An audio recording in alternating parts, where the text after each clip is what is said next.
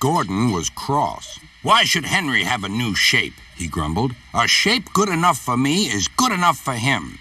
He goes gallivanting off, leaving us to do his work, and comes back saying how happy he feels. It's disgraceful. And there's another thing. Henry whistles too much. No respectable engine ever whistles loudly at stations. It isn't wrong, but we just don't do it." Poor Henry didn't feel happy anymore. "Never mind," whispered Percy. "I'm glad you're home again. I like your whistling." "Goodbye, Henry," called Gordon. "We're glad to have you with us again, but remember what I said." Later, Henry stopped at Edward's station. "Hello, Henry," said Edward. "You look splendid. I was pleased to hear your happy whistle yesterday." "Thank you, Edward," smiled Henry. "Shh! Can you hear something?"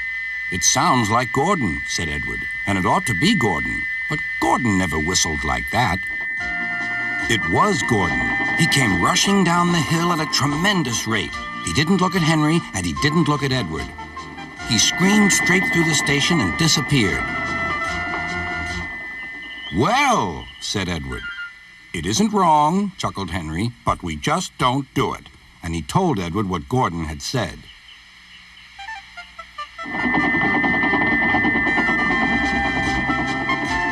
Meanwhile, Gordon screeched along the line. The noise was awful.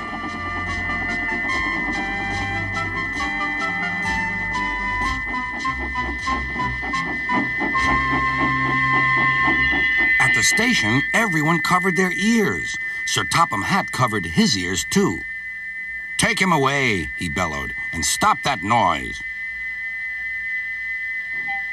Gordon puffed sadly away, but he wouldn't stop whistling until two fitters climbed up and knocked his whistle valve in place. That night, Gordon slunk into the shed. He was glad it was empty.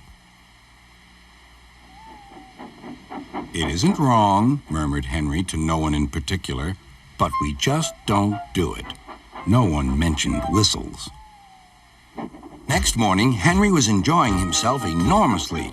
"I feel so well, I feel so well," he sang. "Trickety-trock, trickety-trock," hummed his coaches.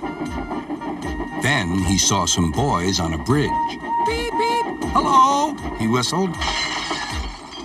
"Oh," he called. The boys didn't wave and take his number. They thought it fun to drop stones on him instead. "They've broken our glass! They've broken our glass!" cried the coaches.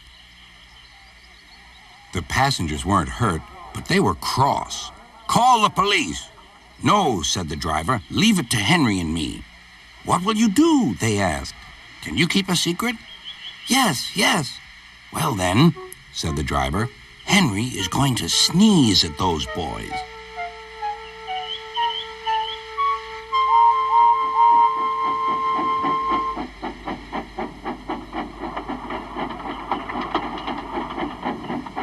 Lots of people were waiting at the station just before the bridge. They wanted to see what would happen.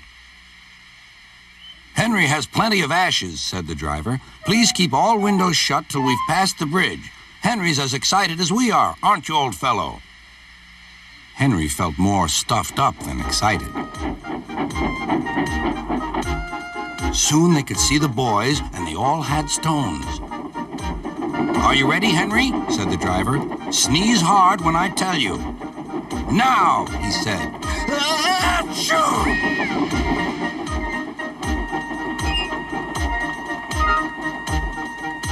"Well done, Henry," laughed his driver. Henry went home, hoping that next time he saw Gordon and the boys, they would have learned not to be so mean.